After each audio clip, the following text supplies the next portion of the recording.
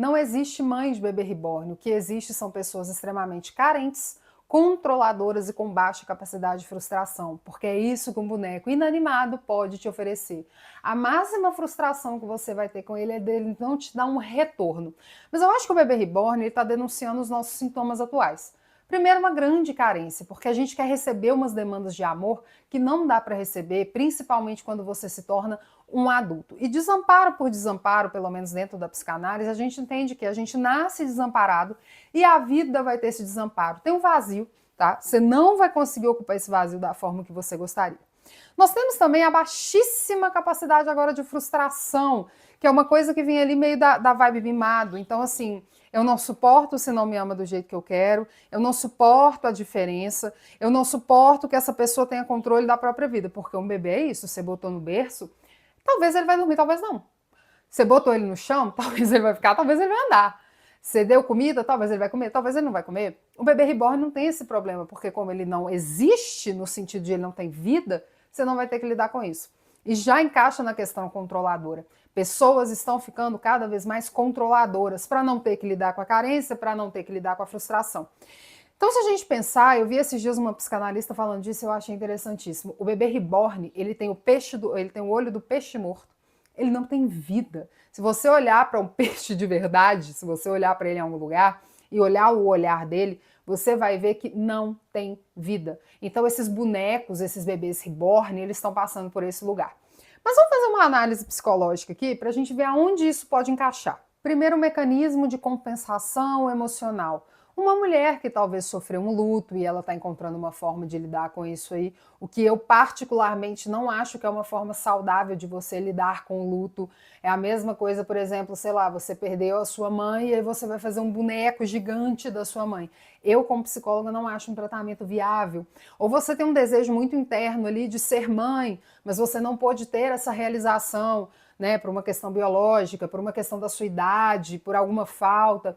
Muitas vezes as mulheres não querem ser mãe solo, o que está tudo bem, é super válido, porque não é uma missão fácil, ter um parceiro não é uma garantia. Mas quando as pessoas querem ter filhos, elas querem ter constituição de família. A gente também tem a opção aqui, a possibilidade do objeto transicional.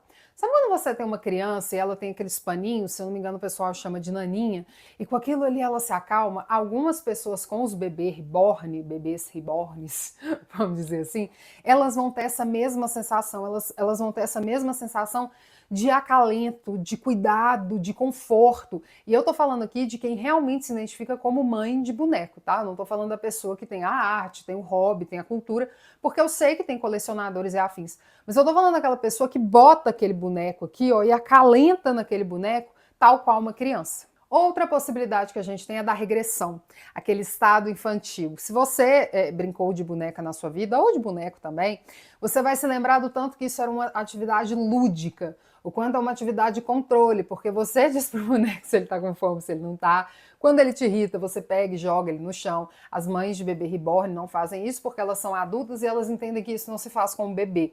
Mas elas também não associam que é um boneco. Ele pode cair no chão e vai estar tudo bem, ele não vai ter uma contusão na cabeça. Mas pode ser uma regressão a esse estado infantil, até porque é uma forma de brincar. É uma coisa lúdica. Para a criança, a gente considera aquilo ali até saudável, porque está mostrando como ela está construindo uma relação, pelo menos dentro da cabeça dela, com uma coisa delicada, como é que ela constrói essa relação. Nós, como psicólogos, por exemplo, né, que trabalham com infantil, não é o meu caso, mas quem trabalha com infantil, olha como é que essa criança está cuidando da boneca, é a mamãe, ela tem nome, ela não tem, como é que cuida, como é que trata. Então a gente também pode ter o caso, a possibilidade de pessoas vivendo esse momento mais regressivo. Então o bebê reborn, ele vem para essa pessoa carente, com essa autoestima fraquejada, com esse momento moderno de a gente quer ter o controle da relação, a gente não quer sofrer, e não que alguém queira sofrer, óbvio, mas para você ter o ganho de uma relação de verdade, você também vai lidar com a possibilidade de não ter essa relação. E aí um outro ponto que é curiosíssimo, você não vê pai de bebê reborn. Eu não sei se você já viu ou ouviu, mas não tem o pai de bebê reborn, nós só temos a mãe, né? Então, ainda tem isso, essa constituição familiar, que às vezes essa mulher vai adotar esse bebê, o marido ou os outros filhos não vão aceitar, porque eles estão mais conectados com a realidade, eles estão vendo que tem alguma coisa errada ali, mas boa parte das vezes o que nós vamos considerar é um problema praticamente individual. Mulheres essas que às vezes saem com o neném, porque na cabeça delas eles têm que passear, eles têm que sair lá fora. Tem as mulheres também que começam a associar. Porque, gente, a realidade é que você pode ir delirando cada vez mais com esse negócio. Vai associar que talvez ele tenha uma doença. Nós vamos ter as mulheres que, por exemplo, vão, sei lá, no supermercado, quer passar na fila preferencial, e o negócio é tão realista que às vezes você bate o olho e você não vê o que é. E quando você assusta, você fala, gente, inacreditável. Então, a melhor forma da gente lidar com isso no momento é não validar a situação. E lembrando que a gente é um sistema capitalista. O que não vai faltar por aí são profissionais se aproveitando da fragilidade mental dessas pessoas.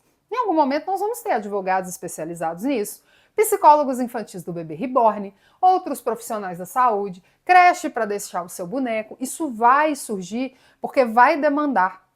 As pessoas que realmente acreditam que aquilo ali é um bebê, vai demandar os mesmos cuidados que um bebê teria. Então a gente precisa pensar que não dá para validar, porque validar a existência disso, de uma mulher velha de guerra, 20, 30, 40, 50, 60 anos nas costas, tá pegando aquele boneco ali, se a gente valida isso, a gente está só alimentando o problema. E a gente não pode alimentar um problema desse, porque ele está cada vez maior. Precisa de tratamento, precisa de cuidado. É disso que uma pessoa que realmente acredita ser mãe de um boneco precisa. E nesse vídeo de hoje a gente fica por aqui.